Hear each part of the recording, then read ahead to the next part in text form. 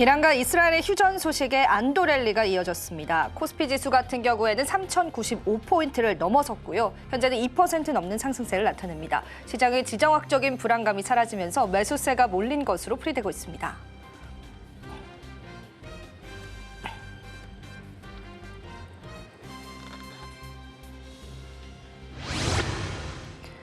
신약 개발 기업인 HLB 테라퓨틱스가 장 초반 하한가를 기록했습니다. 미국의 자회사인 리젠트리가 개발 중인 신경 각막성 치료제가 유럽 임상 3상을 통과하지 못한 것을 영향을 받은 것으로 풀이됩니다. 하한가는 여전히 유지 중이고요. 현재는 6,370원에 거래됩니다.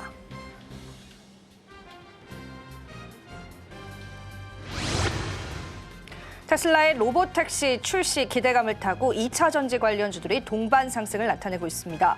테슬라가 로봇택시 서비스를 출시한 이후에 주가가 급등하면서 2차 전지 종목 역시도 투자 심리를 자극한 것으로 풀이되고 있고요. 오늘 LG에너지솔루션은 2.3% 상승률 나타냅니다.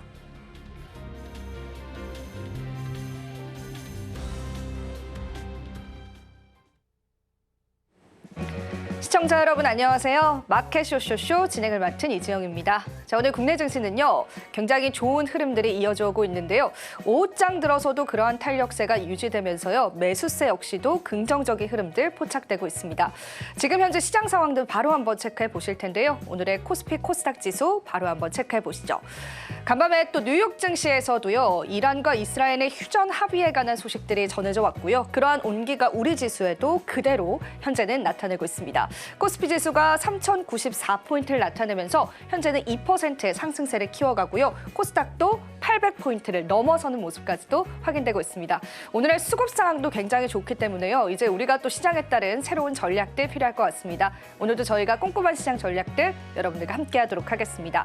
자, 오늘 같은 경우에는 케알리서치의 김대준 대표님께서 우리가 시장을 보는 색다른 시선과 또 금융시장에 관한 다양한 인사이트들 함께해드릴 예정이니까 저희 방송과 마감 시장 함께해 보시면 좋겠습니다. 또 저희 방송 다양한 채널 통해서 여러분들 시청하실 수가 있습니다. 소통과 시청도 부탁드리도록 할게요. 저희 방송 제공해드리는 정보는 투자 판단에 대한 조언일 뿐입니다. 가치 판단과 상승 하락을 보장하고 있진 않다는 점 다시 한번 유의 부탁드리겠습니다. 자, 그렇다면 지금의 시장 상황 보다 자세히 살펴보셔야겠죠. 정민경 캐스터가요. 외국인과 기관의 시선에서 우리 시장 준비하고 있습니다. 바로 한번 시장 상황 자세히 만나보시죠. 머니플로우 브리핑 시간입니다. 투자의 큰 손들의 시선은 어디를 향해 있는지 저와 함께 만나보시죠. 먼저 외인 순매수 탑5 종목입니다. 이란과 이스라엘이 휴전을 할 가능성이 보이면서 국내 증시 강세 흐름을 보이는 가운데 오늘 반도체 쪽으로 수급 강하게 들어오고 있습니다. 외인이 삼성전자의 물량을 크게 담아내고 있는데요. 현재 2,800억가량을 담아내면서 삼성전자의 주가 상승을 이끌고 있습니다. 또한 SK하이닉스 쪽에도 2,000억가량 매집에 나서면서 오늘 하이닉스는 52주 신고가를 기록을 했고요. 현재는 27만 원 선에 거래가 되고 있습니다. 다음으로 HD 현대중공업도 외인의 매수에 힘입어서 장중에 상승폭을 더욱더 확대를 하고 있는데요. 현재는 7% 넘는 강세 흐름 보이고 있고요. 46만 7천 원 선 지나가고 있습니다. 또한 한국전력은 실적 개선 기대감에 오늘 6년 만에 3만 원 선 돌파에 성공을 했고요. 외인들도 오늘 한국전력 강하게 담아내는 흐름 확인하실 수가 있습니다. 현재 크게 상승하는 움직임 보여주고 있고요. 또 마지막으로 오늘은 테슬라의 로봇택시 시범 운행과 관련해서 2차 전지 섹터에도 강한 수급 들어오고 있습니다. 삼성 SDI 강한 탄력 보여주면서 현재는 17만 원 선 지나가고 있습니다. 이어서 기관 순매수 탑5 종목도 바로 만나보시죠. 네, 전체적으로 빨간불 켜내고 있고요. 외인과 기관 매수에서 겹치는 종목들 삼성전자, SK하이닉스 그리고 한국전력이 있습니다. 역시나 기관 쪽에서도 강하게 수급 들어오고 있는데요. 삼성전자에는 현재 400억가량 그리고 하이닉스에는 270억가량의 순매수세 유입이 되고 있습니다. 또한 기관은 카카오와 삼성전기도 담아내고 있는 상황인데요. 삼성전기는 보시면요. 현재 4% 넘는 강세 흐름 보이고 있습니다. 13만 6,200원 선을 지나가고 있고요. 하나오션도 현재 1%대 강세 흐름 보여주고 있습니다. 87,400원 선에 거래가 되고 있습니다. 기관이 현재 물량 크게 담아내고 있고요. 삼성전기는 현재 매출 성장세가 계속해서 지속이 되고 있습니다. 오늘 로봇 AI 관련 섹터의 상승세가 또 두드러지면서 함께 강한 상승 움직임 보여주고 있습니다. 지금까지 외인과 기관의 순매수 탑5 종목 만나봤고요. 이어서 머니플로우의 전문가 KR리서치의 김대준 대표님 모시고 자세한 이야기 나눠보겠습니다.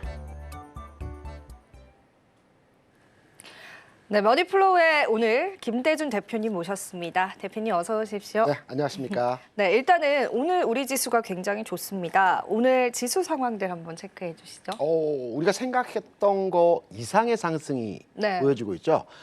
다시 말해서 그 중동발 지하철 리스크가 완화됐다는 이유로 인해서 미국 증시도 한 1% 정도 상승했습니다. 그래서 전날 우리 시장에서의 아랫꼬리를 다는 형태의 모습을 봤을 때 우리 시장도 오늘 한 30포인트 정도 상승하는 것 아닌가라고 예상을 했었는데 지금 현재 종합주가지수 기준으로 80포인트가 네. 상승했죠. 그러면 이때 우리가 시장을 잘 들여다 봐야 됩니다. 네. 뭔가 있다. 우리가 모르는 뭔가가 있다. 호재가 있나요? 숨겨진 호재가 있을 수 있겠죠. 그러면 우리가 이 시간을 통해서 기관이나 외국인 투자자들이 주요하게 관심을 갖고 있는 종목에 대해서 분석을 하고 있지 않습니까? 이 내용을 집중적으로 우리가 들여다보고 과연 어떠한 내용으로 시장이 펼쳐질지 또 어떠한 종목의 흐름이 앞으로의 시장을 주도하게 될지 여기에 대해서 우리가 깊이 있게 한번 들여다봐야 된다고 생각합니다. 뭔가 있습니다. 그러면은 그게 무엇인지 혹시 아실까요, 대표님? 제가 지난주에 이런 얘기를 아마 네. 드렸을 겁니다. 지난주에 뭐라고 했냐면 외국인이나 기관이 관방을 보여주면서 시장은 혼조세 형태 네, 네. 흐름이었습니다. 그래서 지난 화요일 같은 경우에는 개인 투자자들이 어떠한 종목을 사는지 잘 봐야 된다. 특히 오늘 장에서 그러니까 지난 화요일장이죠. 상승률 상위 종목이 몇 종목이 되는지를 판단해야 된다라고 말씀을 드리면서 지난 화요일에 상승률 상위 종목이 20개가 채 안 된다라고 말씀을 드리면서 개인이 매수를 하고 있는데 상승률 상위 종목이 많지 않았기 때문에 개인은 기관 외국인이 팔고 있는 종목을 살 것이고 개인이 사는 이러한 흐름에서 주요하게 최근 올랐던 종목들이 2, 3일 조정을 받을 수 있다. 이렇게 말씀을 드렸지 않습니까? 그러면 오늘 장은 또 다른 각도에서 시장의 판단을 해봐야 되거든요. 오늘 장에서 주요하게 볼 수 있는 두 가지 포인트가 있습니다. 첫 번째는 오늘 종합주가지수는 2.6% 상승을 하고 있어요. 반면에 코스피 200 종목은 3% 이상의 상승을 보여주고 있어요. 네. 이게 무슨 말이냐면 오늘 장에서의 시장의 흐름에 돈의 흐름에 시장이 주도하는 형태는 코스피 200. 우량주 중심으로 해서 시장이 움직이고 있다라는 얘기거든요. 이것은 기관 외국인이 사는 종목에 대해서 우량주, 핵심 우량주로 돈이 들어오고 있고 이것은 우리가 모르는 뭔가 재료 가치가 이후에 나올 가능성이 있다라고 판단을 해봅니다. 그러면 우리가 지금 시점에서 중요한 것은 오늘 사서 오늘 수익을 내기보다는 오늘 사서 내일 또는 다음 주까지 수익을 내는 관점으로 접근을 해봐야 되겠죠. 그러면 나올 수 있는 재료가 뭐가 있을까요?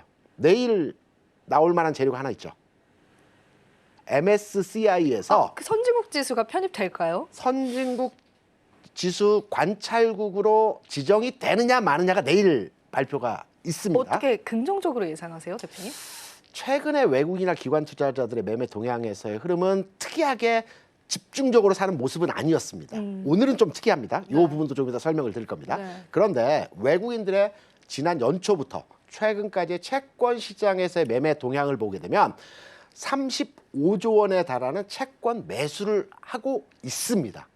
국내 채권을 그렇죠. 국고채를 매입하는 그렇죠. 거예요? 예. 그렇다고 한다면 외국인들은 이미 선제적으로 채권 시장에 돈이 들어오고 있다라는 측면으로서의 해석이 되고 있고요. 또 오늘 같은 경우에 지수가 80포인트 가까이 상승할 위치는 아닌데 그 정도까지는 아닌데. 이렇게 크게 상승하는 흐름에서의 모습을 판단해 볼 때는 뭔가 있다. 그러면 MSCI 지수 선진국 편입 가능성에 무게중심을 조금 두고 기관 외국인들이 시장을 접근하고 있다라고 판단이 되고 있고요. 이들이 사는 종목이 무엇인가를 판단해서 우리도 따라가야 되겠죠. 예. 지금 시장에 굉장히 또 우리 증시에 있어서 굉장히 이게 중요한 포인트거든요. MSCI 저희가 지금은 신흥국 지수에 편입이 되어 있는데요. 이게 이제 선진국 지수로 바뀔 수 있는 그 시점이기 때문에요. 여러분들도 한번 같이 시장 흐름들 살펴보면 좋겠습니다. 신흥국 지수 제가 짧게 한번 말씀을 네, 드려볼까요? 말씀해 주세요. 신흥국 지수 사이즈, 그러니까 네. 그 바스켓에 담겨 있는 규모가 얼마 정도일 것 같습니까? 모르겠습니다. 14조 달러입니다. 그러면 우리가 포함되어 있는 그 신흥국, 선진국? 네. 그 저기 아시아. 두 번째 아시아 네. 이제 그 뭐라고 하죠? 약간 이머징 마켓. 네. 요쪽에서의 시장의 규모는 어느 정도라고 생각하십니까? 선진국이 14조 달러, 우리가 포함되어 있는 시장은 2.5조 달러입니다. 2.5조 무려 정도. 7배 차이입니다. 네. 그래서 선진국 지수에 편입되게 될 경우에는 우리 시장에 해외 자금이 70조가 들어올 가능성이 있다라는 거죠. 물론 한 번에 들어오지는 않겠지만 이게 시차를 두고 70조 원에 대한 외국인의 자금이 들어올 가능성이 있기 때문에 증시는 여기에 대해서 크게 반응할 여지가 있다라고도 우리가 해석을 해볼 수 있겠죠.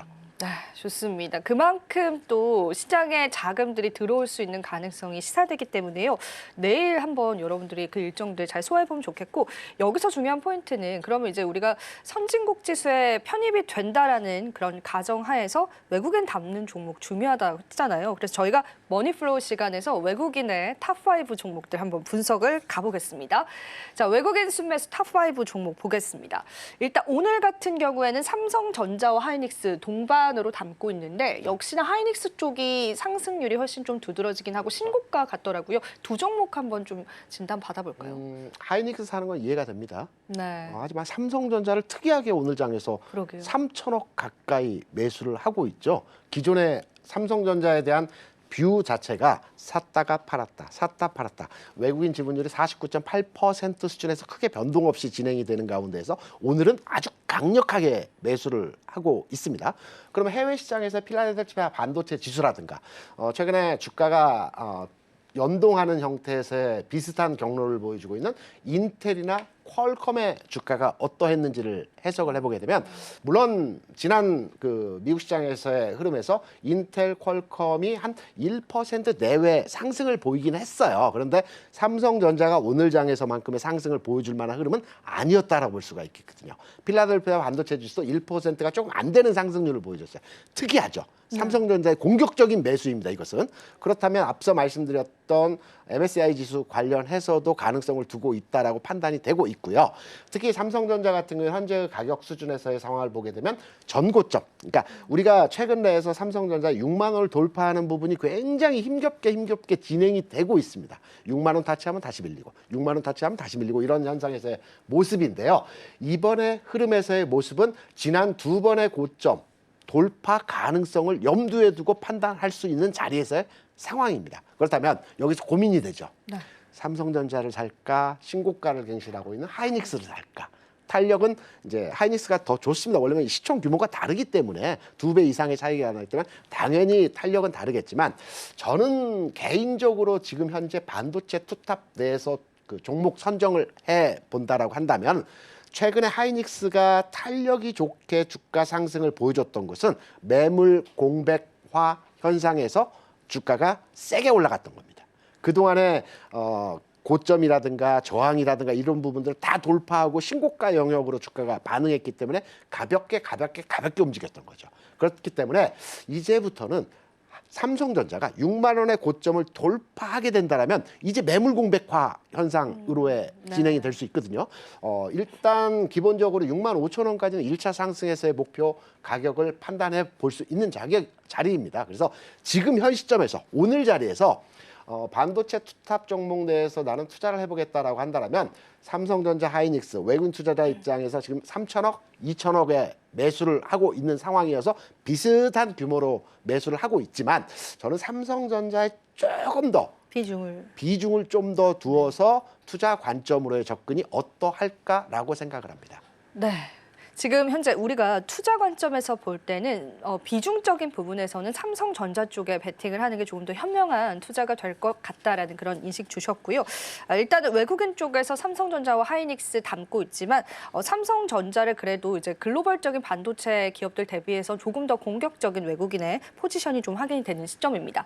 자, 그렇다면은 다음 종목으로도 좀 넘어가 보겠습니다. 오늘 외국인 순매수 탑5 중에서 얘기 나누고 싶은 게 사실 삼성 SDI 쪽이었거든요. 네. 2차 전지주들이 드디어 반등하나라는 생각이 좀 들기도 하는 시점이라서 어떻게 보실까요? 삼성 SDI가 좀 뒤늦게 출발하고 있죠. 네. 다른 뭐 LG화학이라든가 뭐 포스코피체엠이라든가 에코프로베인 같은 건 어제 좀 강한 네. 흐름에서의 모습이었고 SDI 같은 경우는 어제 흐름이 뭐 긍정적이었지만 탄력 측면에서는 좀 약한 흐름에서의 모습을 보여줬단 말입니다.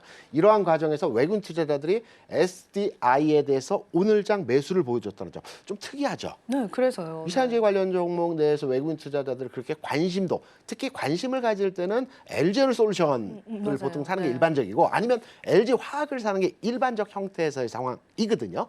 그런데 SDI를 샀다? 이것은 제가 지난주에 기관 투자자들이 네이버 카카오를 사는 현상을 보여드리면서 기관은 성장 섹터에서 그 IT 플랫폼 업종을 산다라는 말씀을 드렸었습니다. 지난 화요일. 그리고 수목금 이번 주까지 해서 카카오 네이버가 굉장히 강세 흐름을 보였죠. 기관에 의해서. 저는 외국인 투자자들은 성장 섹터의 종목 내에서의 흐름을 판단할 때 2차 전지에 대한 베팅이 들어가지 않았나라고 판단을 합니다. 기관과 좀 선별화된 투자 관점으로 접근하고 있죠. 그래서 기관은 네카오를 중심으로 한 관심도를 보여주고 있고 외국인은 2차 전지에 대해서 관심도를 현재형으로 진행되고 있는 형태가 아닐까라고 판단이 됩니다. 이외에도 그 SI 외에도 외국인이 지금 사고 있는 게 포스코홀딩스도 뭐 한 7, 8위 정도 되지만 포스코홀딩스도 지금 외국인들이 관심 갖고 사고 있는 형태의 모습들을 보여주고 있고요. 이러한 전체적인 모습들을 봤을 때 외국인들이 2차 전지에 새롭게 또 새로운 시각으로 접근하고 있는 것이 아닌가 이렇게 생각을 합니다. 네, 2차 전지 또 바라보셨던 분들에게는 긍정적인 소식일 것 같습니다. 외국인의 시선에서 최근 들어서는 2차 전지 쪽에 관한 어느 정도의 물량들이 확인이 되고 있다라는 부분들 체크를 해주셨습니다. 자, 외국인 순매수 탑5 봤다면 이제는 기관 쪽으로 시선을 좀 옮겨보겠습니다. 사실 중복되는 종목도 상당히 많은데요. 기관 탑5 종목 바로 한번 만나보시죠. 삼성전자, 하이닉스는 저희가 다뤘었고 한화오션 쪽도 오늘 담아내네요. 기관의 한화오션 매수 어떻게 보실까요? 전체적으로 조선주에 대한 그 기대감에 의해서 상승을 했다라기보다는 그 미국 그 조선 쪽 관계자들이 오늘 현대중공업을 방문했지 네, 않습니까? 이런 전반의 흐름에서 일부 종목에 대한 특이점에서의 주가 흐름에서의 긍정적 요소가 반영되고 있다라고 판단이 되고 있고요. 하나오션 같은 경우는 오늘 전반에 외국인 기관들이 기존까지는 조선 방산에 대해서 비중을 두어서 매수를 했던 반면에 오늘 장에서는 하나오션을 제외하고는 현대중공업은 특이한 이제 지주사 형태의 성격이기 때문에 조선 방산에 대해서는 그렇게 관심도를 크게 가져가지는 않고 있어요. 그래서 저는 오늘 하나오션에 대해서 관심도를 가지고 있는 것은 일시적 현상에서 기관의 관심도가 아닐까라고 판단되는 대목에서의 흐름이라고 생각을 하고 있습니다. 네, 사실 오늘 저희가 휴전 소식들 접하면서 방산주들이 또 마침 조정이 좀 나와주고 있습니다. 그간에 계속 고밸류 부담감이 있었는데 일단은 기관 쪽에서도 또 방산주 쪽에 관한 관심들, 조선주 쪽에 관한 관심들은 조금 사그라드는 게 확인되고 있는 시점이고요. 그 부분들까지도 여러분들 살펴보시면 좋겠습니다. 자, 그러면은 기관 순매수 탑5 종목, 다음 종목 보겠습니다. 오늘 또 저희가 이야기 나눠볼 종목 같은 경우에는요. 삼성전기 쪽도 좀 담아내는 게 확인이 되고 있습니다. 지금은 4%가량 좀 상승세를 나타내는데요. 삼성전기 담아내는 부분들 어떻게 보고 계실까요? 특이하죠. 그래서 여쭤보고 싶었습니다. 네. 이제 5위권에 있는 종목들은 삼성전기가 담겨져 있지만 외국인들의 6, 7, 8, 9 이제 이 단에 담겨 있는 종목들을 보게 되면 LG화학이 있고요.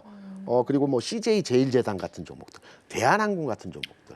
그러니까 기존에 외국인이나 기관이 크게 관심도를 없던, 보여주지 예. 않았던 종목 위주로의 오늘장 매수가 들어오고 있는 부분이 특이점입니다. 상위 5위권의 종목은 아니지만 6, 7, 8, 9위에 기존에는 매수 관심도가 그렇게 크지 않았던 종목에 대해서 매수를 하고 있다는 점. 특히나 시총 범위 내에서 좀 20위, 30위 내 종목들로 흐름이 배치된 종목들입니다. 최근에 이제 그 두산 에너빌리티가 시장에서 흐름에서의 긍정적 요인을 받으면서 시총 5위까지 올라왔습니다. 네. 그런데 앞서 말씀드렸던 LG전자라든가 LG화학이라든가 삼성전기라든가 이게 과거에는 시총 상위권 종목이었거든요. 시총 7위, 8위, 9위, 10위 이 정도 내에 있던 종목인데 지금은 20위권 이상으로 벗어났습니다. 이게 뭐냐면 전체적으로 국내 시장에 대한 앞으로 비율을 긍정적으로 보면서 기존에 많이 올라왔던 종목을 주가를 빼면서 시총 순위를 변화시키는 것이 아니고요. 기존에 주가가 하락했던 종목을 끌어올리면서 키 맞추기 과정의 흐름이 진행되는 가운데에서 시총 순위가 변화하는 이런 형태로서 앞으로 시장이 예측되고 있기 때문에 지금부터 우리가 잘 봐야 될 것은 기존의 시총 상위에 있었던 우량주라고 말할 수 있는 대형주들이 최근 주가가 움직이지 않으면서 시총 멀리 갔던 종목들이 이제 이 종목들이 올라오는 형태의 시장 흐름이 나타날 것 같아요. 그래서 삼성전기도 마찬가지고 LG화학도 마찬가지고 LG전자도 마찬가지지만 이러한 종목들에 대해서 관심도가 필요한 지점에서의 오늘 특이하게 삼성전기에 대한 기관의 매수세다. 이렇게 해석해 볼 수 있을 것 같습니다. 네, 기관이 삼성전기를 또 매수하는 이유들 같이 한번 대표님과 이야기를 좀 나눠봤습니다. 자, 그러면 기관 순매수 탑5 중에 마지막 종목 이야기를 좀 나눌 때가 됐습니다. 사실 이 종목은 외국인도 담고 있어서 제일 먼저 여쭤보고 싶었는데 한국전력 오늘 18% 급등합니다. 특이하죠. 왜 이렇게 특이할까요, 오늘? 한국전력이 굉장히 무거운 주식인데 네. 오늘 장에서 상승률 자체도 굉장히 크게 올라가고 있고요. 기사를 아마 검색해 보시면 특별한 내용 없을 겁니다. 없습니다. 네. 실적 개선? 뭐 이거는 언제든지 갖다 붙일 예. 수 있는 재료 가치라고 판단이 되고 있죠. 이제 한국전력 같은 경우는 실적 개선에 대한 주가 반응보다는 한국전력의 부채가 한 200조 정도 됩니다. 어마어마하죠. 이건 당연한 유틸리티 업종이기 때문에 부채가 많을 수밖에 없습니다. 부채가 많은 기업은 금리가 내려갈 때 여기에 대한 금리 이자 비용의 경감에 따라서 실적이 개선됩니다. 이게 이제 뭐 전기세를 올리고 내리고 이런 과정에서 실적에 대한 부담이나 경감이 나타나는 것이 아니고 이자율에 따라서 경감되는 부분이 있기 때문에 한 1년 반 전에 4%대 이자율에서 지금 2%대 이자율로 내려왔지 않습니까? 그래서 이 이자 부담 경감이 있다라는 부분으로 판단해 볼 수 있을 것이고요. 그리고 외국인들이 한국 시장에 대한 MSCI 지수에 대한 편입이 되었을 때 주식을 산다면 뭘 사겠습니까? 글쎄요. 첫 번째는 저평가? 은행주를 사겠죠. 은행주 살. 왜냐하면 은행주가 유동성이 좋기 때문에 은행주를 살 것인데 은행주는 기존에 많이 사 들여왔습니다. 그리고 나서 사는 종목이 유틸리티 업종입니다. 왜냐하면 안정적이니까. 회사가 굉장히 안정적이니까. 그래서 한전 같은 종목에 대해서 기관도 외국인도 양쪽 다 선호하는 현상으로 현재 시장에서 진행되는 겁니다. 이건 뭔가 있다. 이번 주, 다음 주에 우리가 모르는 뭔가 재료가치 부각이 될 가능성이 있다라는 측면으로서 오늘 장 기관 외국인 투자자들의 어떤 순매수에 대한 종목 분석으로 해석해 볼 수 있을 것 같습니다. 네, 대표님께서 이렇게 또 시장을 긍정적으로 바라봐 주시는 것도 굉장히 오랜만인 것 같습니다. 저희가 항상 또 객관적으로 우려감을 가지고 판단을 했었는데요. 오늘 많은 종목군들 중에서 그리고 한국전력에 관한 이야기까지 나눠봤습니다. 다양한 힌트들 얻어보셨기를 바라고요. 일단 기관과 외국인의 시선 봤습니다. 여러분들도 잘 팔로우하셔서요. 시장 전략으로 소화해 보시면 좋겠습니다. 대표님 오늘 머니플로우 함께해 주셨습니다. 오늘도 도움 말씀 감사합니다. 네, 지금 현재 시장 상황에 변동이 있었습니다. 그 변동폭들 확인해 보시면서요. 시장 상황들 살펴보셔야 될 것 같습니다. 정민경 캐스터가 준비하고 있는데요. 일단 지금 현재 실시간 시장 상황 저희 함께 체크해 보시죠. 바로 한번 만나보시죠. 네, 중동의 휴전 소식과 함께 장 초반부터 강한 탄력 보여주고 있는 양 지수입니다. 유가증권 시장에서는 700개 넘는 종목이, 코스닥 시장에서는 1200개 넘는 종목이 상승을 하면서 시장 전반에 온기가 가득한 오늘입니다. 먼저 코스피 지수 보시면요. 오늘 3년 9개월 만에 3100선을 회복을 하기도 했습니다. 현재는 3096선 지나가고 있습니다. 이어서 코스피 매매 동향 바로 만나보시죠. 네, 오늘은 어제와는 반대 포지션의 움직임이 보여지고 있는데요. 개인이 5천억 넘게 팔아치우고 있는 모습 확인이 되고 있고요. 반면 외인과 기관의 쌍끌이 매수 오늘 유입되고 있습니다. 각각 3천억 원대, 2천억 원대 사들이는 흐름 확인하실 수가 있습니다. 다음으로 시가총액 상위 종목들 바로 만나보시죠. 네, 전반적으로는 빨간불 켜낸 종목이 조금 더 많은 것으로 보이고요. 오늘은 반도체 종목이 크게 상승을 하면서 지수 상승을 견인하고 있습니다. 삼성전자는 오랜만에 다시 6만 전자 회복을 해줬고요. SK하이닉스는 처음으로 시가총액이 200억 원을 넘어섰습니다. 오늘 52주 신고가를 기록을 하기도 했는데요. 6% 넘는 강한 상승 흐름 속에서 현재는 27만 원 선에 거래되고 있습니다.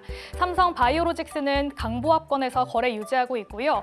어제 테슬라 로보택시 관련해서 테슬라가 급등세를 연출했습니다. 오늘은 2차 전지 관련 종목들이 수혜에 이어나가고 있는데요. LG에너지솔루션 1%대 강한 상승 흐름 보이고 있고요. 어제 시가총액 5위로 올라선 네이버는 오늘 잠시 쉬어가는 흐름 보이고 있습니다. 보합권에서 등락을 거듭하고 있는데 현재는 약보합권에서 거래되고 있습니다. 이어서 코스닥 지수도 만나보시죠. 네, 코스닥 지수는 11개월 만에 800포인트 선을 돌파를 했습니다. 현재 2% 가까운 상승 흐름 보여주고 있고요. 현재 800포인트 선 지나가고 있습니다. 매매 동향도 만나보시죠. 네, 유가증권 시장과 같은 움직임 보여주고 있는데요. 개인이 큰 폭으로 물량을 덜어내고 있지만 외인과 기관이 크게 사들이면서 현재 지수 상승을 견인해주고 있습니다. 이어서 시가총액 상위 종목들 만나보시죠. 네, 역시나 빨간불 켜내고 있는 종목들이 더 많이 보이고 있습니다. 오늘 2차 전지 관련 섹터에 크게 상승 움직임 보여주고 있는데요. 에코프로 그룹주 4형제 모두 크게 상승을 하는 가운데 에코프로가 현재 12% 넘는 강한 상승을 보여주고 있습니다. 지금 말씀을 드리는데 또 시가총액 상위가 또 바뀌었다가 하는 그런 흐름도 보이고 있는 상황이고요. 에코프로 현재 48,000원 선 지나가고 있습니다. 48,000원 선 지나가고 있습니다. 에코프로 BM도 5%대 강한 상승을 보여주고 있고요. 알테오젠, HLB, 제약바이오 섹터 내에서는 흐름 엇갈리는 흐름 확인하실 수가 있습니다. 알테오젠은 강하게 상승 움직임 보여주고 있는 반면에 HLB는 오늘 약세 흐름 이어가고 있습니다. 레인보우 로보틱스는 어제 이어서 오늘까지도 강한 상승 탄력 이어가고 있습니다. AI 정책 그리고 테슬라, 로보택시 관련해서 계속해서 수혜 이어나가고 있는 건데요. 오늘까지 5거래일 연속으로 상승세 이어갑니다. 현재는 3%대 강세 흐름 보이면서 31만 원 선 지나가고 있습니다. 지금까지 시황 살펴봤습니다. 네, 우리 시장 지금 현재 상황들 살펴보셨고요. 이제는 집중 마켓 포인트 시간입니다. AJ 인베스트먼트의 이재규 대표님 모셨습니다. 대표님 어서 오세요. 안녕하세요. 네, 일단은 저희가 오늘 헤드라인 열어보고요. 또 시장 이야기 바로 나눠보겠습니다. 오늘 첫 번째 헤드라인 바로 한번 열어주시죠. 자, 오늘의 마켓 포인트 헤드라인입니다. 추세는 살아있다. 로봇주의 랠리에 관해서 좀 짚어보도록 하겠습니다. 사실은 오늘 굉장히 많은 섹터가 상승을 합니다. 방산주나 뭐 조선주 제외하고는 거의 오르지 않나 싶긴 한데 일단은 네. 오늘 로봇주에 집중해 주신 이유가 있을까요? 일단 로봇 관련주들이 다른 섹터들이 많이 못 움직였을 때 아니죠. 반대로 말씀드린 것 같은데 다른 섹터들이 좋은 모습을 보였을 때 소외되는 모양새가 굉장히 오랫동안 지속이 됐거든요. 근데 어제 같은 경우는 대량 거래를 동반하면서 로보티즈라는 기업이 상한가에 들어갔습니다. 그러면서 이제 로봇 쪽에 대한 전반적인 관심도가 다시 한번 붙지 않을까라고 생각을 하고 있기 때문에 저는 오늘 이제 로봇 쪽에 대한 관심이 필요하지 않을까 이런 맥락에서 준비를 해봤고요. 실질적으로 우리가 지금 시장의 상황을 보면 주가가 많이 올라간 기업들이 계속해서 우상향을 만들어 나가고 있는 부분들이 있는데 실제로 매매를 하시는 분들 입장에서는 이런 종목군들 같은 경우는 좀 부담이 될 가능성이 높습니다. 물론 로보티즈라든지 로봇과 관련되어 있는 기업들 중에서 단기적으로 많이 올라온 기업들도 있지만 전반적으로 시장 자체가 선순환한다라는 관점에서 본다면 아직까지는 상승 여력이 좀 남아있지 않을까라고 생각을 하고 있어요. 그렇기 때문에 오늘 로봇 쪽에 대해서 우리가 좀 관심을 가져봐야 된다라는 말씀을 드리고 싶고요. 우리가 지금 이제 로봇 쪽 같은 경우는 크게 두 가지의 모멘텀이 있다라고 볼 수가 있을 것 같습니다. 한 가지는 얼마 전에 좀 시장에서 부각이 됐었죠. 이 보스턴 다이내믹스의 상장과 관련되어 있는 내용들이 일단 모멘텀으로 좀 작용이 됐고요. 두 번째로는 이제 어제 AI 쪽에 대해서 AI 쪽과 로봇 쪽에 대해서 연구를 했었다라고 하는 분이 이제 정부에서 인사 발령과 관련돼서 인사 후보로 거론이 되면서 관련되어 있는 기업들의 전반적으로 자금이 좀 유입이 되고 있다라고 보시면 좋을 것 같습니다. 얼마 전에 그러니까 하정우 센터장이 관련돼서 인사 임명이 되면서 AI 소프트웨어 쪽이라든지 네이버라든지 카카오가 굉장히 좋은 모습을 보였는데 어제 LG 출신의 그리고 이제 로봇 쪽까지도 같이 연구를 했었다라고 이야기가 되고 있어요. 그래서 이 분이 지금 인사 후보로 지금 지명이 되면서 로봇 쪽에도 다시 한번 자금이 들어오지 않나라고 생각을 하고 있습니다. 그리고 새벽에 마감된 미증시에서 뭐 자율주행 쪽에 대한 모멘텀들을 받아가는 테슬라 같은 경우도 좋은 주가 흐름을 보였는데 자율주행과 로봇 같은 경우는 어떻게 보면 뗄래야 뗄 수가 없는 부분이라고 저는 생각을 하고 있거든요. 그래서 전반적으로 시장에서 로봇 쪽에 대한 모멘텀들이 붙어갈 수 있다라고 생각을 하고 있어서 이런 종목군들 같은 경우는 지금 실질적으로 개인 투자자분들께서 매매하시기엔 그래도 어렵진 않지 않을까라고 생각이 돼서 준비를 해봤고요. 이런 부분들을 일단 포인트로 좀 준비를 해봤습니다. 네, 사실 우리가 또 시장에 굉장히 많은 섹터가 있지만 그래도 우리가 공략을 해볼 만한 섹터가 있다라고 한다면 로봇 쪽에 조금 더 무게를 두시는 그런 이야기들 같이 들어봤습니다.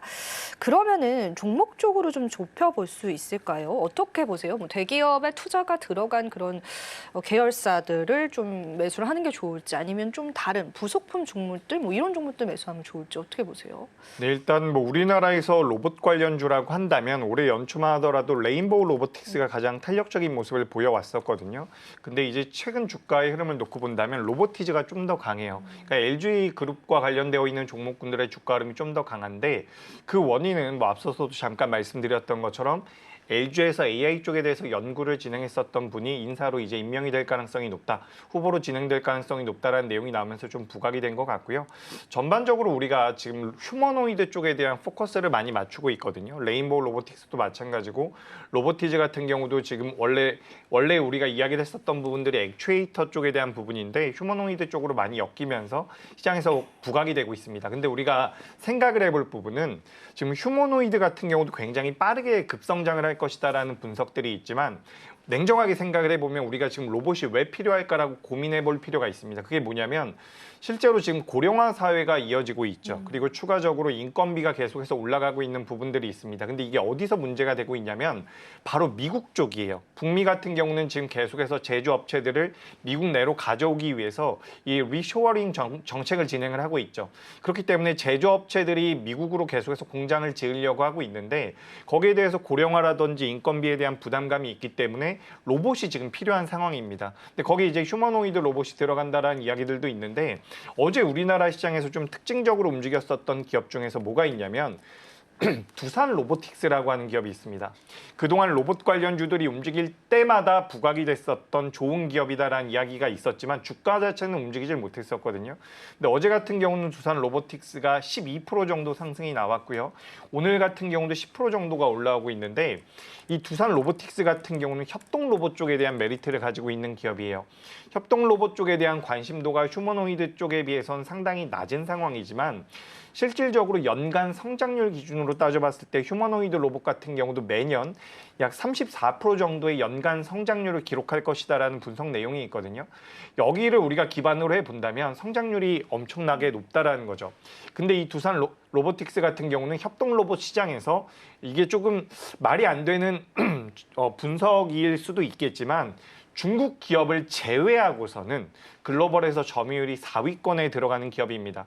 그렇다라고 한다면 연간 성장률이 굉장히 빠르게 나오고 있는 협동 로봇 쪽에서 글로벌 시장에서 많은 점유율을 가지고 있는 이런 협동 로봇과 관련되어 있는 두산 로보틱스, 이런 두산 로보틱스를 필두로 관련되어 있는 기업들 같은 경우는 우리가 지금 시장의 포커스가 휴머노이드 쪽에 많이 휴머노이드 쪽에 많이 초점이 맞춰져 있던 상황에서 협동 로봇 쪽으로도 많이 퍼질 수 있지 않을까라고 생각이 돼서 우리가 이제 관련되어 있는 종목군들도 좀 체크해 보실 필요가 있지 않을까. 물론 대장주라고 말할 수 있는 협동 로봇 쪽 같은 경우는 두산 로보틱스를 볼 필요가 있다라는 말씀 드리고 싶고, 혹시나 우리 시청자분들께서 시청을 하다가 두산 로보틱스도 휴머노이드를 한다 라고 하실 수 있는데 휴머노이드 쪽에 대한 사업 확장도 지금 진행을 하고 있기 때문에 뭐 두산 로보틱스 같은 경우는 협동 로봇 쪽과 휴머노이드 쪽에 대한 동시 수혜를 받을 수도 있지 않을까라는 말씀을 드리고 싶습니다. 그리고 추가적으로 우리가 지금 로봇 관련주들을 이야기할 때는 계속해서 투자 아이디어를 확장하고 있는 부분이 뭐냐. 우리 같은 경우는 결국에는 하드웨어 쪽에 대해서 메리트가 있는 기업들에 대해서 많이 집중을 했는데 오늘도 이제 주가 흐름이 굉장히 잘 나온 기업 중에서 클로봇이라고 하는 기업이 있습니다. 네. 클로봇 같은 경우는 소프트웨어 쪽에 대한 모멘텀들을 받아가고 있는 기업이거든요. 그래서 이 클로봇 같은 경우는 아까 전에도 제가 두산 로보틱스가 전 세계적으로 협동 로봇 쪽에서 4위권의 점유율을 가지고 있다라고 했는데 당시에 이제 중국 기업들을 제외하고라는 말씀을 드렸었어요. 그게 왜 그런 거냐면 중국 기업들 같은 경우도 캐파가 굉장히 크거든요. 근데 중국 쪽 같은 경우는 어쨌든 미국에서 규제를 좀 해주고 있는 부분들이 있기 때문에 제외가 된 뭐 그런 분석 결과를 제가 기반으로 말씀드렸던 거고, 어쨌든 중국의 로봇 기술력이 굉장히 높다라는 것이 지금 전 세계적인 그런 시장에 대한 중국 시장에 대한 중국 기술력에 대한 어떻게 보면 증명을 계속해서 보여주고 있는 부분들이 있는데, 클로봇 같은 경우는 중국계 기업과 지금 협업을 하고 있는 부분들이 있습니다. 그래서 소프트웨어 쪽에 대한 모멘텀들을 받아가고 있는 이런 기업들 같은 경우도 앞으로는 주가 흐름이 좀 더 상방향으로 열려 있지 않나라고 생각이 돼서, 과거에는 우리가 하드웨어 쪽에 관련되어 있는 기업들이 시장을 이끌어 나갔다라고 한다면 앞으로는 소프트웨어 쪽도 좀 보실 필요가 있고, 소프트웨어 쪽 같은 경우는 중국계 기업들과 협업을 하고 있는 클로봇을 좀 살펴볼 필요가 있다라는 말씀 드리면서, 마지막으로는 제가 큐렉소라는 기업도 잠깐 말씀드려 보도록 하겠습니다. 큐렉소 같은 경우는 우리가 의료용 로봇 쪽과 관련되어 있는 기업이라고 보시면 좋을 것 같거든요. 그래서 우리가 뭐 조선주들 같은 경우도 조선주 움직이고 나서 그 밑에 있는 중소형주들이 많이 움직였죠. 그리고 뭐 최근에 원전 관련주들 먼저 움직이고 나서 그 아랫단에 있는 중소형 기업들이 많이 움직였는데 투자 아이디어가 계속해서 확장되고 있다라고 보시면 좋을 것 같습니다. 그래서 그런 관점에서 본다면 지금 변동성이 많이 나오고 있는 로봇 관련주 외에도 의료용 로봇을 만들고 있는 이런 큐렉소 같은 경우도 시장에서는 부각이 될 가능성이 높다라고 보고 있기 때문에 이런 기업들, 그러니까 로봇 관련주들은 생각보다 저는 많이 못 올랐다라고 생각을 하고 있거든요. 그래서 시장 자체가 지수 기준으로 우상향을 이어간다라고 한다면 이런 기업들을 좀 체크해 보시는 건 어떨까라는 의견 드리겠습니다. 네, 저희가 또 다양한 또 로봇 관련주들을 하나하나 좀 짚어주셨기 때문에요. 여러분들이 투자 포인트를 좀 가져가시면 좋겠습니다. 실질적으로 지금까지 움직이지 않았었던 로봇주들 역시도 시장에서 상승을 좀 나타내는 만큼 로봇주 전반적인 강세의 그런 유입들이 나타나고 있습니다. 그 안에서 또 어떤 종목을 내가 매수를 해야 될까 고민 많으셨을 것 같은데요. 오늘 대표님께서 그런 부분들 잘 짚어주신 것 같습니다. 자, 그렇다면 사실은 이제 로봇과 뗄 수 없는 그런 섹터가 자율주행 쪽인 것 같은데요. 간밤에 테슬라 쪽에 관한 그런 이슈가 좀 있었죠. 그러면서 이제 테슬라의 주도권에 관해서 시장에서도 이야기가 나오면서 오늘 그게 여러 섹터로 좀 번지는 느낌입니다. 사실 이제 테슬라의 글로벌 경쟁 구도 전망과 이 구도 안에 들어갈 수 있는 국내 기업들도 좀 짚어보면 좋을 텐데요. 한국 같은 경우에는 이제 자율주행이라든지 로봇 관련해서 테슬라 쪽과의 어느 정도의 경쟁 구도를 이룰 만한 그런 기업도 있을까요? 뭐 냉정하게 따지면 거의 없다라고 보시는 게 좋을 것 같은데 이제 테슬라 쪽을 통해 가지고 우리 시장에 지금 모멘텀이 되고 있는 것은 자율주행과 오늘 보시면 2차 전지 같은 네. 경우도 굉장히 많이 올라오고 있거든요. 그래서 실제로 이제 테슬라 쪽에 납품을 하고 있는 기업 중에서는 우리나라의 대표적인 기업 중에 하나가 있죠. LNF라는 기업이 있습니다. 그래서 이런 기업들을 좀 체크해 보시면 좋을 것 같고요. 뭐 LG 이노텍 같은 경우도 카메라 모듈 쪽에 대한 모멘텀들을 좀 받아가고 있는데 제가 이제 이 테슬라 쪽에 대한 이슈를 가지고 우리나라 시장으로 투자 아이디어를 만들어 본다라고 한다면 지금 오늘 보시면 좀 특징적인 부분이 반도체도 굉장히 좋은 모습을 보이지만 PCB 같은 경우도 굉장히 좋은 모습이 나오고 있거든요. 대덕전자라든지 뭐 힘텍 같은 경우도 많이 올라오진 않지만 변동성이 좀 상방향으로 만들어지고 있는데 우리가 일단 테슬라의 독보적인 위치 쪽에서 이제 시장에 미치는 영향력을 고려해 본다라면 어쨌든 지금 자율주행 쪽과 그리고 추가적으로 2차 전지라든지 제가 몇 가지 말씀드렸는데 결국에는 전장 쪽에 대한 모멘텀까지도 만들어질 가능성이 높다라고 보고 있거든요. 그래서 전장 쪽에 대한 모멘텀을 받아간다라고 한다면 일단 우리나라에서는 삼성전기나 LG 이노텍이 받아갈 가능성이 높습니다. 근데 삼성전기와 LG 이노텍이 움직임을 보이고 있는 상황입니다. 오늘 꽤나 많이 움직이고 있거든요. 근데 이런 기업들이 움직여준다라고 한다면 그 아랫단에 있는 그동안 많이 못 움직였었던 IT, 전기, 전자 쪽에 관련되어 있는 기업들 같은 경우도 변동성이 커질 가능성이 높다라고 보고 있어요. 그래서 지금 같은 경우는 우리가 테슬라 쪽에 대한 이야기를 하면서 자율주행 쪽에 대해서 포커스를 맞추고 있지만 제가 잠깐 여담으로 말씀드리고 싶은 게 뭐냐면 지금 우리 시장에 올라오고 있는 종목군들이 굉장히 강하게 올라왔습니다. 제가 지난 시간에도 말씀드렸지만 우리나라 종합주가 지수를 기준으로 봤을 땐 저는 낙폭이 커질 가능성이 매우 낮다라고 보고 있어요. 그러니까 우리가 기다리는 조정이 잘 안 나올 가능성이 높다라고 보는 거거든요. 그래서 종합주가 지수는 견조한데 여기서 우리가 종목들을 어떤 식으로 공략을 해볼까를 고민할 필요가 있습니다. 지금 많이 올라간 기업들 같은 경우는 말씀드렸던 것처럼 종합주가 지수가 많이 안 밀려도 종목은 밀릴 가능성이 있다라는 거죠. 그렇기 때문에 종목 선별을 잘 하셔야 되는데 여기서는 많이 못 올라갔던 쪽에 대해서 우리가 관심이 필요하다라고 저는 보고 있는 거거든요. 그래서 IT, 전기전자 부품주들 같은 경우도 많이 못 올랐습니다. 그래서 이런 기업들 같은 경우도 자율주행 쪽에서 어떻게 보면 계속해서 파생되어 나올 수 있는 투자 아이디어이기 때문에 전 체크가 필요하다라는 말씀 드리고 싶고 우리가 자율주행 쪽만 놓고 본다라고 한다면 원래는 SOS랩이라든지 현대오토에버 같은 기업들을 많이 이야기를 해왔었거든요. 근데 그런 기업들도 지금 변동성을 잘 보여주고 있고 오늘은 윗꼬리가 좀 달린 기업들도 있습니다. 하지만 이렇게 자율주행이 계속해서 성장을 한다라고 한다면 자율주행에 가는 배터리 같은 경우는 자율주행 같은 경우는 전기를 많이 쓰거든요.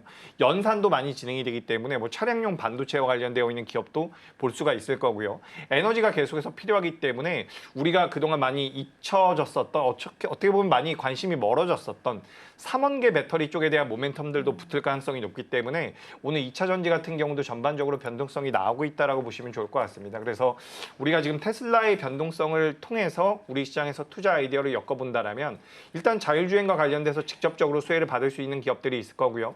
2차 전지 쪽 같은 경우도 충분히 수혜를 받을 수 있다라고 보는데 이 외에서도 아까 전에 잠깐 말씀드렸던 것처럼 IT 전기전자 쪽 같은 경우도 관련된 모멘텀에 대한 수혜를 받을 가능성이 높다라고 보고 있습니다. 이 종목들 제가 방금 전에 말씀드린 뭐 자율주행, IT, 전기전자, 2차 전지 같은 경우는 주가가 상대적으로 많이 못 올라왔거든요. 이런 기업들 같은 경우는 지금 개인 투자자분들께서 관심을 좀 가져보시기에는 저는 적합하지 않을까라고 생각이 돼서 뭐 대형주 위주로 보신다라고 한다면 삼성전기라든지 LG이노텍 그리고 LNF 같은 경우도 매력적이라고 생각을 하니까 이런 부분들로 투자 아이디어를 좀 만들어 가시면 어떨까라는 의견 드리겠습니다. 네, 오늘 테슬라발에 관한 다양한 훈풍이 우리 다양한 전반적인 섹터로 흘러 들어오는 게 확인되고 있는 시점이었습니다. 로봇주 이야기와 함께 자율주행 쪽과 2차 전지 쪽까지 같이 짚어봤습니다. 자, 그러면은 두 번째 헤드라인 빠르게 넘어가 봐야 될 것 같은데요. 자, 오늘 두 번째 헤드라인 바로 한번 살펴보겠습니다. 오늘의 두 번째 헤드라인입니다. 방산주들이 줄줄이 파란불을 나타냅니다. 이 조정이 기회가 될지에 관해서도 이야기를 좀 나눠봐야 될 것 같습니다. 중동전에 관한 충격파로 인해서 움직였었던 방산주들이 오늘 휴전 합의에 관한 소식들 전해주면서 줄줄이 파란불을 나타내고 있습니다.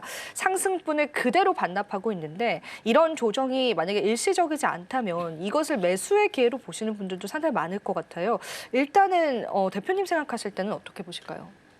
네, 일단 뭐 방산 섹터 자체를 본다면 저는 매수의 기회가 맞지 않나라고 보고 있는데 일단 시장에서 매매를 한다라는 것은 시장에 대한 분석과 업황에 대한 분석과는 저는 약간 별개라고 생각을 하고 있거든요. 오늘 보시면 아시겠지만 그동안 시장에서 부각받지 못했던 종목군들로 자금이 들어오고 있습니다. 2차 전지 같은 경우도 들어오고 있고요. 반도체 같은 경우도 굉장히 많이 올라오고 있는데 정확하게 우리가 표현을 해보자면 지금 반도체 같은 경우도 SK하이닉스를 제외하고는 많이 못 올라왔습니다. 그러니까 지난 며칠 동안, 지난 한 달 동안, 두 달 동안 우리나라 시장이 2,400포인트에서 3,000포인트를 넘어가는 과정 속에서 못 올라왔었던 대형주들로 지금 자금이 넘어가고 있거든요.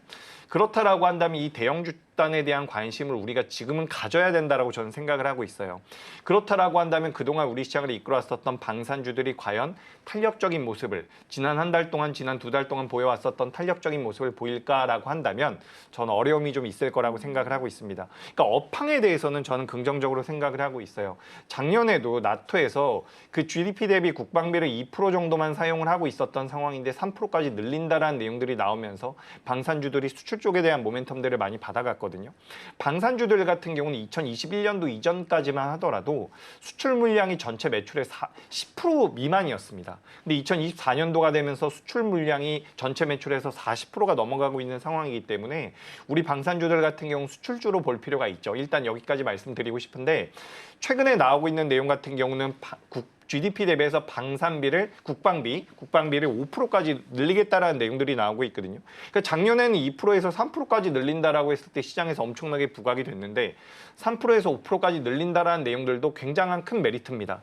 3%에서 5%까지 올린다라고 했을 때 전체적인 시장 캐파 자체가 20조 정도가 커질 거라는 분석이 있거든요. 그러니까 내러티브는 굉장히 좋죠. 스토리는 굉장히 좋고 또 우리나라 기업들 같은 경우는 제가 일전에도 한번 말씀드렸던 것 같은데 외국 기업들, 외국의 방산 기업들과 비교해 봤을 때 아직까지 저평가입니다. 그러니까 상대적인 저평가라는 거죠. 예를 들어서 우리나라에서 PER이 20배라고 한다면 굉장히 고평가되어 있는 것처럼 느껴지겠지만 외국 방산 기업들이 PER 40배라고 한다면 우리나라 기업들 같은 경우는 상대적으로 저평가라고 볼 수가 있는 거죠. 그런 관점에서 저는 굉장히 긍정적으로 보고 있는데 일단 오늘 낙폭이 나온 현재 시점에서는 공격적으로 매수할 상황은 아닌 것 같아요. 그건 왜 그러냐? 아까 전에 잠깐 말씀드렸던 것처럼 그동안 못 올라왔었던 쪽에 대한 자금이 유입될 가능성이 높다라는 거죠. 그래서 저는 지금 방산주의를 둘러싸고 있는 여러 가지 내용들, 뭐 국방비를 많이 늘린다라는 부분들, 우리나라 기업들이 잘하고 있다라는 부분들, 예전에 항상 리스크라고 이야기됐었던 부분들이 영내 생산, 유럽 쪽에서 영내 생산을 하면 어떻게 할 것이냐라고 그렇게 많은 리스크 제기가 됐었는데 사실 유럽 쪽에서도 생산을 하기 위해서는 굉장히 오랜 시간이 걸린다라고 이야기가 되고 있어요. 그래서 그런 부분들이 전부 다 긍정적으로 방산주 쪽에는 작용될 가능성이 높지만 당장에는 전 주가 조정이 조금 더 필요하다라고 생각을 하고 있습니다. 그 명분은 다른 쪽으로 자금이 들어갈 가능성이 높다. 특히 반도체라든지 2차 전지 쪽에 대한 자금이 들어간다라고 한다면 방산주 같은 경우는 그래도 작년부터 많이 올라왔었던 부분들이 있기 때문에 단기적으로는 저는 조정이 좀 나올 가능성이 높다라고 보고 있습니다. 그래서 방산주는 내용은 너무 좋지만 일단 실제로 매매를 하시는 분들 입장에서는 조금은 경계할 필요가 있지 않을까라는 말씀드리겠습니다. 네, 일단 방산주에 관한 긍정적인 시장의 내용들을 확인을 해볼 수는 있지만요. 지금 현재 이제 방산주 쪽으로 다시금 수급이 돌아오기에는요. 최근 시장의 흐름 자체가 돈 자체가 흘러가는 그 방향성이요. 그동안 소외됐었던 대형주 위주다라는 그런 방향성들 포착을 해주셨습니다. 그렇기 때문에 아직은 조금 숨고르기 장세로서 좀 우리가 방산주들은 바라보면 좋을 것 같고요. 추세를 돌리는 그 과정에서 저희가 또 한 번 시그널 드릴 테니까 그때 전략들 잡아보시면 좋겠습니다. 그러면 제가 기업 한 가지를 좀 여쭤보고 싶습니다. 중동 전에 가장 큰 수혜를 봤던 게 풍산입니다. 풍산의 주가 차트 보셨겠지만 정말 많이 올라갔는데 오늘은 10%까지의 급락세를 나타냅니다. 지금 마이너스 7% 나타내고 있는데요. 대응 어떻게 해봐야 될까요, 풍산? 네, 일단 저는 이런 기업들 같은 경우 지금 아래 꼬리가 길게 달려주고 있거든요. 그러니까 방산과 관련되어 있는 전반적인 종목이 풍산과 비슷한 흐름이 나올 가능성이 높다라고 보고 있어요. 일단 하루 이틀 정도는 저는 대반등이 나올 가능성이 높다라고 보는데 그게 추세적인 반등으로 들어갈 가능성은 저는 개인적으로 좀 낮다라고 생각을 하고 있습니다. 지금 만약에 보유를 하고 계시다라고 한다면 뭐 내일이나 모레 정도의 반등이 어느 정도 나올 때는 저는 비중 축소의 의견을 좀 드리고 싶거든요. 그러니까 풍산이 굉장히 좋은 상황이에요. 다른 기업들에 비해서 저평가되어 있는 부분들도 있고요. 하지만 방산 업종 자체가 전반적으로 밀린다라고 한다면 풍산 혼자 올라갈 가능성은 전 낮다라고 생각을 하고 있습니다. 그래서 일단 주가는 저는 장기적으로 본다라고 한다면 제가 이제 방산 쪽에 대해서 부정적으로 보는 것이 아니라 단기적으로는 조정을 좀 받을 가능성이 있다라는 거예요. 왜냐하면 비교 우위라고 표현하기는 좀 어렵지만 그동안 많이 소외됐거나 저평가됐던 쪽으로 자금이 넘어갈 가능성이 저는 있다라고 보고 있거든요. 그래서 풍산 같은 경우는 이제 좀 반등이 나와준다라고 한다면 전 비중 조절의 필요성이 있다라는 말씀을 드리고 만약에 뭐 반등 없이 밀림이 더 나온다라고 한다면 뭐 10만 원 전후에서는 어떻게 보면 매수의 관점으로도 한번 봐볼 수 있지 않을까라는 의견 드리도록 하겠습니다. 네. 그간의 주가 상승폭이 워낙 컸었기 때문에 아무래도 개인 투자자분들이 관심 많으실 것 같아서요. 저희가 전략들 잡아보면 좋으실 것 같아서 한번 여쭤본 내용이었습니다. 자, 그렇다면은 우리가 이런 이야기도 좀 나눠보고 싶습니다. 지금 나토에서 방위비 5% 증액 합의가 이제 글로벌 자주방산의 신호탄이 될 수 있을까 좀 여쭤보고 싶은데요. 장기적인 모멘텀 앞서서 짚어주시긴 했습니다. 하지만 우리가 조금 더 자세히 좀 들어가 본다면은 이 방산주에 관한 우리가 올 하반기까지의 모멘텀과 또 전략들 어떻게 보고 계실까요, 대표님? 네, 일단 업황 자체는 나쁘지 않을 것 네. 같아요. 그래서 우리나라 기업들이 잘하고 있습니다. 수출도 잘하고 있고 글로벌 시장에서 이 무기를 수출하고 받는 부분에 대한 캐파. 그러니까 전 세계에서 우리나라가 원래 방산주 쪽에 대한 모멘텀들이 많이 붙을 때 했던 얘기가 가성비가 좋다. 빨리 만들어줘서 납기를 잘 맞춘다라는 부분이었는데 뭐 최근에 보면 그 정도 수준이 아니라 우리나라 기업들이 진짜로 잘하고 있습니다. 잘하고 있는 부분들, 이 기술력에 대해서 우리가 생각을 해본다면 주가의 상승 여력은 충분히 남아있다라고 보는데 앞서 말씀드렸던 내용이랑 비슷해요. 그러니까 최근에 우리 시장이 계속해서 올라오다 보니까 개인 투자자분들 입장에서는 좀 조정을 받아야지 매수를 해볼 만한데 시장 자체가 쭉쭉쭉 올라오고 있습니다. 이런 흐름이 더 이어진다라고 한다면 앞서 말씀드렸던 것처럼 뭐 방산도 다시 한번 대반등이 나올 수가 있겠지만 많이 못 오른 섹터들이 덜어 있거든요. 네. 예를 들어서 뭐 수출입 데이터가 잘 나온 자동차 쪽 같은 경우도 많이 못 올라왔고요. 반도체 쪽 같은 경우도 뭐 SK하이닉스 정도가 올라왔지 나머지 기업들은 많이 못 올라왔습니다. 이렇게 큰 캐파 쪽으로 자금이 몰린다라고 한다면 당분간은 좀 지루하게 흘러가지 않을까. 그래서 저는 뭐 연말까지 놓고 본다라면 추가 상승의 가능성은 있다라고 보는데 단기적으로는 우리가 좀 리스크 관리가 필요하지 않을까라고 생각을 합니다. 그래서 방산주 같은 경우는 내용이 너무 좋아요. 그리고 우리나라 기업들도 잘하고 있고 우리나라에서도 이건 어쨌든 나라와 나라가 진행을 하고 있는 사업 분야이기 때문에 우리나라 수출입은행에서도 계속해서 뭐 자본금을 증액을 하면서 수출하기 편하게끔 만들어 놓은 부분들도 있지만 단기적으로는 저는 좀 부담이 가는 게 맞다라고 생각을 하고 있어요. 그래서 저는 단기 리스크 관리는 필요하다. 중장기적으로는 뭐 굉장히 매력적이라는 말씀 드려보도록 하겠습니다. 네, 이렇게 해서 저희가 또 중장기적인 관점까지도 대표님과 이야기를 좀 나눠봤습니다. 자, 오늘 마켓 포인트에서 저희가 나눴던 이야기들이 여러분들에게 도움이 좀 많이 되셨을 것 같습니다. 방산주 이제 저가 매수의 기회인가, 조정해서 매수를 해야 되나라는 그런 물음들 많으셨습니다. 하지만 이 부분에 관해서 저희가 명쾌한 해답들 해드렸길 바랍니다. 자, 오늘 대표님 긴 시간 동안 저희와 함께 해주셨습니다. 오늘 다양한 말씀 또 좋은 말씀 고맙습니다. 네, 마켓 쇼쇼쇼 1부 열심히 한번 꾸려봤습니다. 우리 시장 계속되는 긍정적인 흐름도 이어져 가고 있는데요. 또 저희 방송 제공해드리는 정보는 투자 판단에 대한 조언일 뿐입니다. 가치 판단과 상승 하락 보장하고 있지는 않다는 점 유의 부탁드리고요. 저희는 잠시 뒤 2부에서요. 5장 전략 이어갑니다. 마감 이후의 전략까지도 함께 할 테니까요. 채널 고정해 주시면 감사하겠습니다. 잠시 후에 다시 찾아뵙겠습니다. 오늘도 시청해 주신 여러분 고맙습니다.